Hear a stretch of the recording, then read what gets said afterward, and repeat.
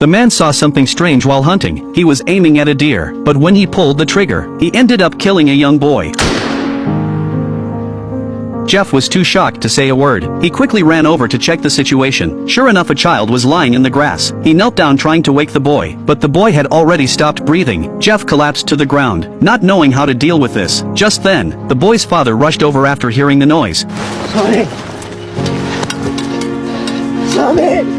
The old father fell into grief, and seeing the culprit in front of him, he bravely picked up his weapon. Jeff was already in a panic. After all, his mistake could not be undone. He tried to explain it was not on purpose, but the man had no mood to listen. Just when Jeff thought he was going to be beaten to death, the man's body was suddenly struck. It was Jeff's friend Dick who had arrived. He had seen everything from the side, and to protect his friend he took the man down. But the series of tragedies that happened completely broke Jeff inside. They had just come to hunt. Who could have thought so much would happen? But in contrast, Dick was unusually calm. He hid the two bodies in the grass. Seeing Jeff frozen in place, he quickly dragged him to leave, but no one would have thought an even bigger tragedy was coming. On the way they stayed silent, and Jeff sitting in the passenger seat looked terrified. But what he could not understand was that Dick actually stopped the car and planned to keep hunting. Jeff could not help asking when he saw that. That was when Dick told him why. If they just ran away, it would directly confirm their guilt. Better to pretend they were never at the scene from the start. Can you handle prison meat? Because I don't think I can. And we are in the middle of fucking nowhere.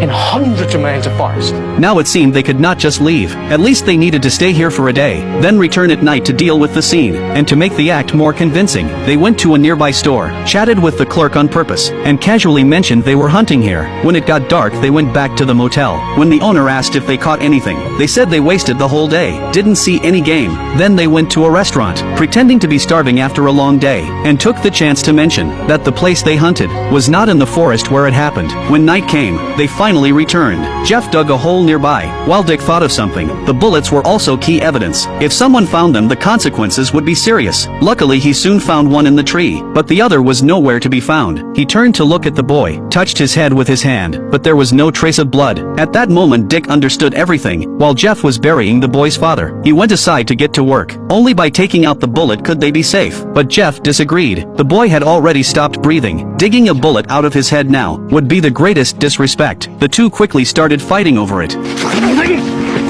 Bruce, stay down. Stay down, mate, please. Dick knew it had to be done, and Jeff could only hide in the car. Dick then packed all the evidence into the trunk. After cleaning everything up, they rushed back to the motel that night. Back in the room, Dick said they would leave at first light. But unexpectedly, when they woke up ready to go, they heard a noise outside. They went to look and saw the tire had been slashed on purpose. Dick realized something was wrong. He rushed downstairs to ask why. What's going on? Tell me what you did. Tell me what you did. What the hell's going on? Fuck up! Away from him, for Christ's sake!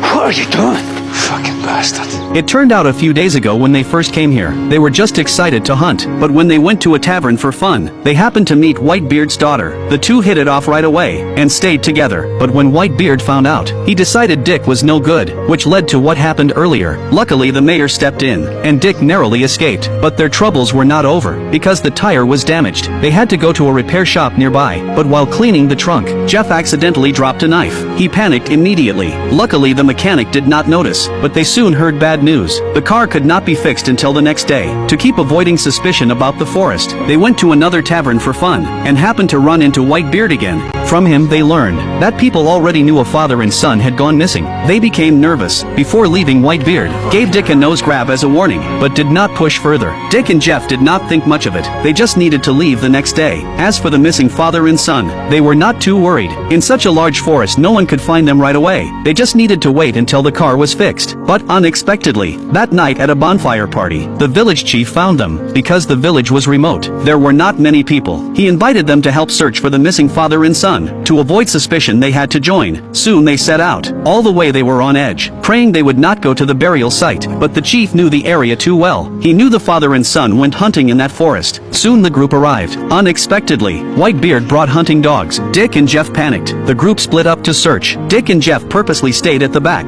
planning to slip away, but everyone around them carried weapons. They had no way to escape. It wasn't long before the dogs caught the scent and started barking. The group rushed toward the sound. It was the familiar place again. The soil clearly showed signs of being disturbed. After digging, they found the father and son's bodies.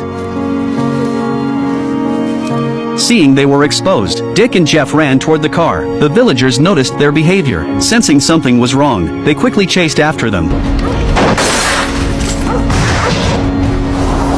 Luckily, Whitebeard's shooting was terrible, allowing them to escape, but there was no time to celebrate, because the villagers were chasing in cars, and their car broke down again. Panicked, they hid in the forest, but the dogs were sharp. It did not take long for the dogs to catch their scent and pounce on them. Although the dogs were fierce, Dick killed them with a knife, but unfortunately, Jeff was bitten. No matter how Dick pulled, he could not stand up again. Just fucking go! With no choice, Dick escaped first, leaving Jeff to be beaten. After venting their anger, the villagers decided to take Jeff back, and left some to search for Dick. Soon after, the villagers interrogated Jeff overnight, and locked him in a warehouse, facing several big men. Jeff told them everything. The chief could hardly believe it. Whitebeard soon arrived, and went to kill Jeff. Luckily, the chief stopped him. He advised handing Jeff to the agents, not killing him in private, but Whitebeard insisted on his way. Even if he killed Jeff now, no one would ever know in this remote village. But while they argued, Dick had already been caught and put in a car. By the next day, they had a plan. The villagers brought Jeff to a warehouse, the same warehouse where Dick was kept. Their plan was that only one could live, and Jeff had to end Dick himself. Only then could they erase their hatred, but Jeff refused. Dick was his childhood friend, and his best buddy, but the chief told him to think carefully. He still had a wife waiting at home. If he didn't act now, both of them would die. Jeff panicked, seeing the fierce Whitebeard behind him. He knew he had to do it. Dick said nothing as he lay tied on the ground, waiting for his friend to end him. In the end, Jeff did it, and the chief kept his word, letting someone take him out of the warehouse. The next day, Jeff left with his wife, and the hunt ended in tragedy.